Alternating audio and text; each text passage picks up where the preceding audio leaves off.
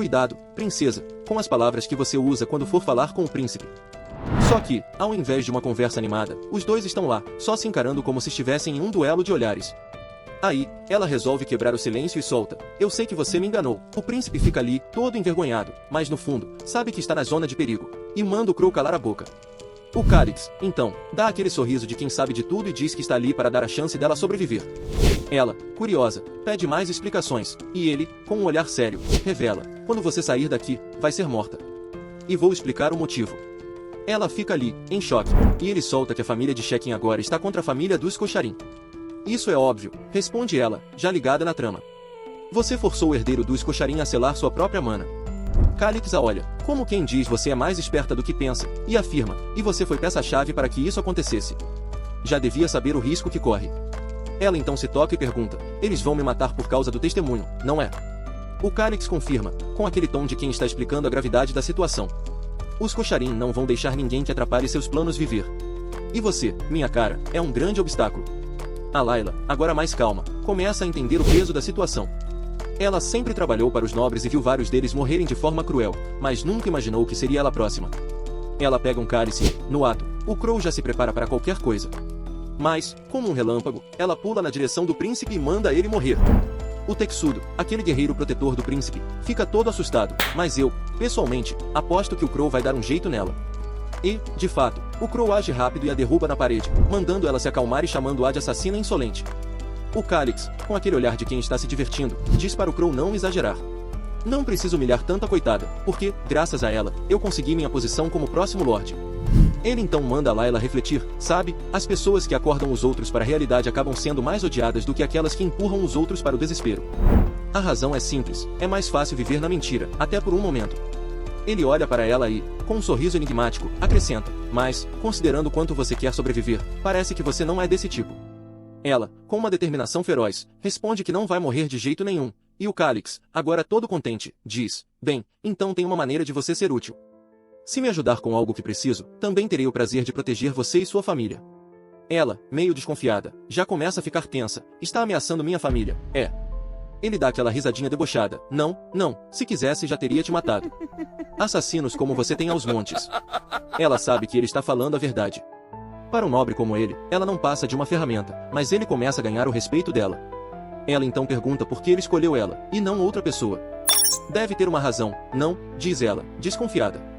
O príncipe responde, tranquilo: primeiro, porque ia dar muito mais trabalho achar outra pessoa. E segundo, é por algo que você me disse antes. Ele então sai, com aquele ar misterioso, dizendo que vai dar um minuto para ela decidir. Concordando com ele, Layla sabe que, apesar da liberdade que tanto deseja, ela só pode buscá-la por meio de Calix. No fundo, ela sabe que essa liberdade virá com um custo muito alto, sua vida. Se sair desse lugar agora, será morta pela outra família. Mas, com uma determinação imensa, ela solta: entendi. Eu sou o melhor. Considerando a briga entre as duas Posso não famílias, ser, ajudar mas nem você é a minha única cabeça, forma de sobreviver. Eu sou o O melhor. príncipe, então, sorri, com um brilho nos olhos. Ele sabia que a batalha estava vencida, mas Layla, com um toque de desafio, responde: porém, só para deixar claro, eu não sou subordinada. Quero ser contratada como uma mercenária normal. E não vou aceitar que esse nanico fique me mandando por aí.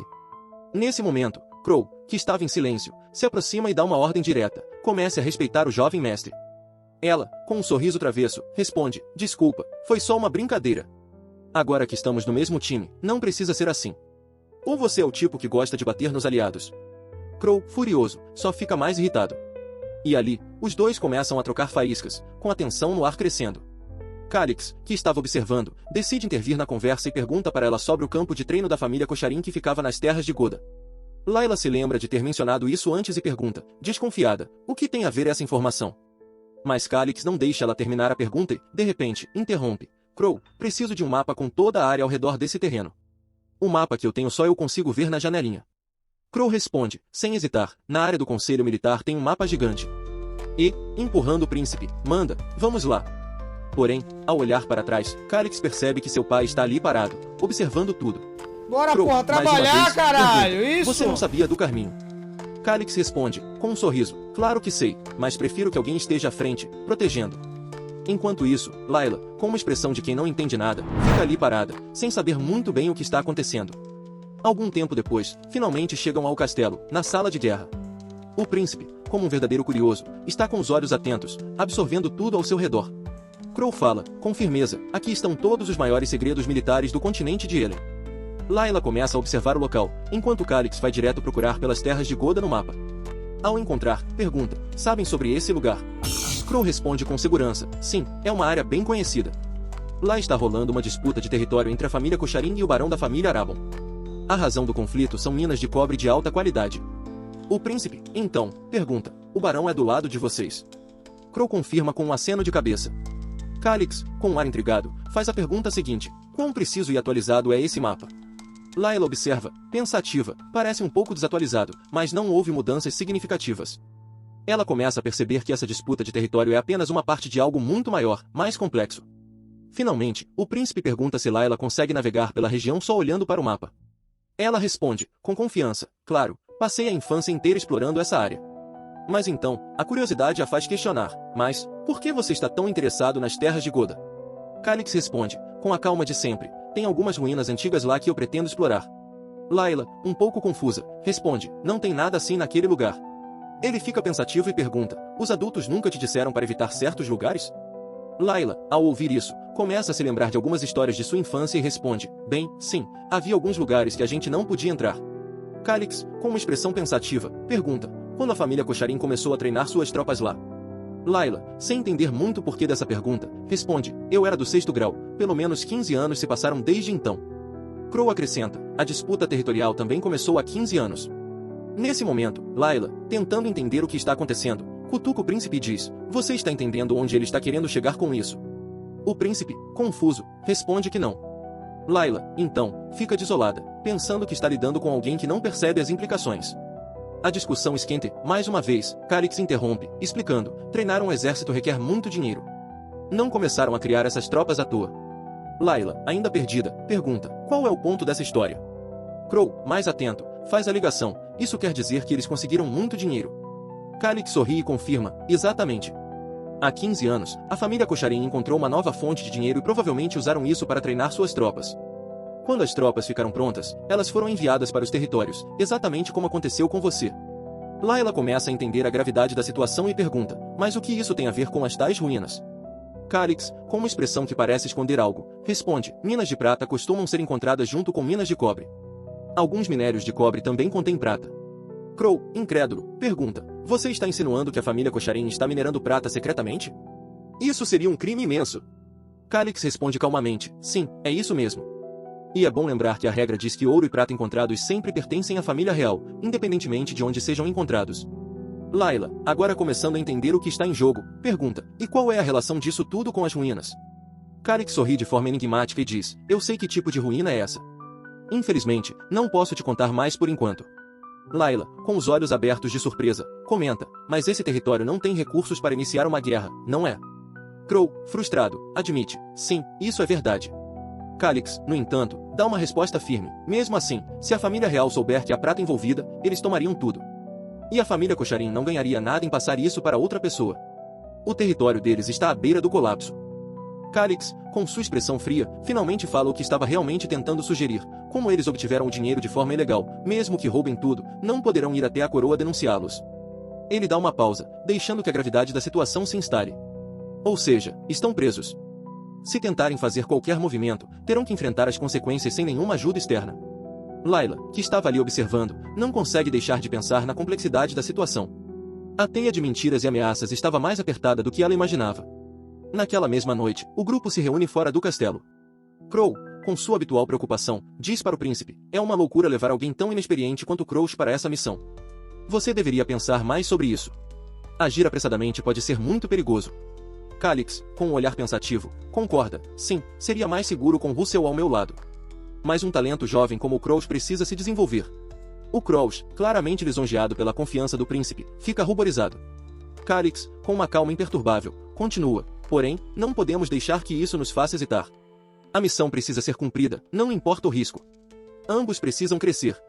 Russell, surpreso, pede desculpas, mas o príncipe não dá atenção. De repente, Calix se vira para o Crouch e fala com mais firmeza, é bom que você siga o jovem mestre de forma diligente. Crouch, com sua cabeça meio doente, só concorda com uma linguinha para fora, como sempre. Russell, impaciente, lhe dá uma boa na cabeça, mandando levar isso a sério. Logo após, Calix reúne todos os soldados e começa a explicar a situação. Os fermentos do jovem mestre ainda estão frescos, mas ele planejou essa empreitada pelo bem do território. Todos devem seguir fielmente, pois sem a lealdade de vocês, essa missão falhará. Calix, com sua voz firme, observa que, sendo honesto, nenhum soldado quer seguir uma pessoa que tentou tirar a própria vida. A lealdade deles não é algo que pode ser comprado apenas com palavras. Enquanto ele falava, Layla estava ali, parada em um canto, observando tudo com um olhar atento. Depois de algum tempo, o grupo segue até um poço. Crow desce, e o príncipe logo segue. Quando chegam ao fundo, Calix revela que o túnel pode levá-los para fora do castelo, mas é mais distante do que ele pensava. Ele manda todos apressarem o passo, e logo eles começam a caminhar pela escuridão da caverna. Após um bom tempo, Crow olha para cima e diz, finalmente, chegamos. O príncipe, exausto, se arrasta para sair, com um semblante cansado. Crow, sempre alerta, vai abrir uma tampa e ajuda o príncipe a sair, revelando que estão em um moinho d'água abandonado. O príncipe olha ao redor e vê os cavalos prontos para a jornada.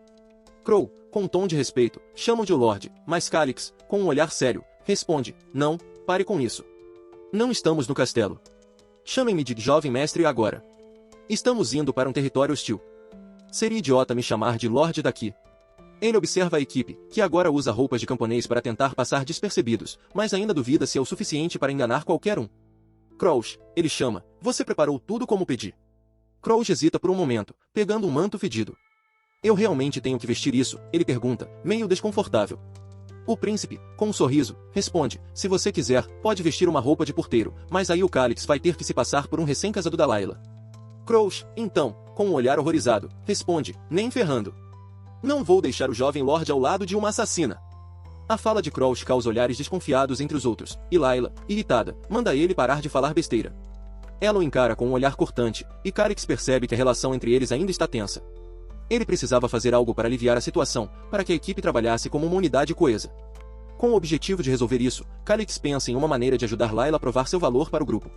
Talvez algo em segredo, um gesto que mostrasse a todos que ela era mais do que apenas uma aliada temporária. Ele então vira-se para Crouch e manda, vamos sair daqui, o mais rápido possível. Precisamos nos afastar do castelo antes que amanheça. O grupo começa a se mover, e as carroças avançam pela floresta. Eles dormem ao relento, fazendo pausas rápidas nas vilas, e enfrentam as dificuldades da estrada. O tempo passa, e logo o grupo está reunido ao redor de uma fogueira. Crow, com o tom sério de sempre, diz, este foi o último vilarejo rural que vamos passar. Preparem-se, porque o verdadeiro combate começa amanhã. No amanhecer, o clima de tensão cresce. Crow avisa que o trabalho real começará agora, e todos se preparam, colocando suas armaduras e avançando nas carroças. No entanto, a expressão de Crow muda ao receber notícias de um dos exploradores. Na floresta à frente, há um grupo de Sasquatches. Crow pergunta rapidamente quantos são, e o homem responde, 5. De repente, alguém toca o ombro de Crow. Ao se virar, é Calix, que pede para ser levantado na árvore. O homem, com um sorriso peculiar, o pega pela cintura e, com uma alegria quase infantil, o ergue. Vamos voltar para Layla. De cima da árvore, Calix observa a base dos monstros. Ele vê o abrigo cheio de Sasquatches carregando esqueletos, uma visão que só confirma que não será fácil. Calix pergunta, sério, qual é o plano? Crow responde com firmeza, vamos bombardear com flechas de fogo. O príncipe, preocupado, questiona se ele está louco em sugerir algo assim. Layla, que estava por perto, escuta tudo. Crow, com um tom de desculpas, explica, essa é a forma mais segura de preservar a vida dos subordinados. Não podemos arriscar. Calix, porém, sabe que ninguém nesse mundo entende mais sobre essas criaturas do que ele. Mas convencer os soldados de outra abordagem seria complicado. Crouch, que ainda estava na árvore, desce rapidamente e fala, vou tentar pensar em um plano alternativo, um pouco mais crítico. Enquanto isso, Calix reflete sobre como convencer o resto do grupo a seguir sua visão. Layla, sempre atenta, observa de longe, sabendo que algo precisa mudar entre ela e o grupo para que todos funcionem juntos. O plano dos caras? Ah, meu amigo, era um desastre completo. A ideia era basicamente tentar matar os macaques, e olha, ele sabia que se desse uma sugestão e a galera não seguisse direito, as coisas só iam piorar. Enquanto ele observava todo mundo, tentando encontrar uma forma de impressionar essa turma, a Layla surge do nada, dizendo que queria discutir algo. Ela logo manda real, o plano vai falhar e todo mundo vai morrer. E mesmo que o Crowd sobrevive, nem todo mundo ali é tão bom quanto ele. O Carlix, claro, já sabia disso, mas ela não parou por aí. Ela quis saber por que ele estava em silêncio. Ele tentou explicar que não estava em silêncio, só estava tentando pensar em uma maneira de convencer os subordinados. Mas antes que ele terminasse, Layla, com aquele olhar de tem uma ideia genial, dispara. Ela revela que os quartéis dos caras são super ligados nas fêmeas e nas crianças. Ou seja, se atacassem as fêmeas e os pequenos, certamente iriam correr lá para proteger. Mas, claro, a vingança não começaria até eles terem certeza de que as crianças estavam seguras. Deixar seu like e se inscrever no canal. E, eu deixei um vídeo incrível aqui na tela, que com certeza vai te prender. Então, não perca tempo e clique para assistir. Vamos continuar essa conversa lá nos comentários, quero saber suas teorias e o que você achou dos personagens. Valeu por assistirem e até a próxima aventura.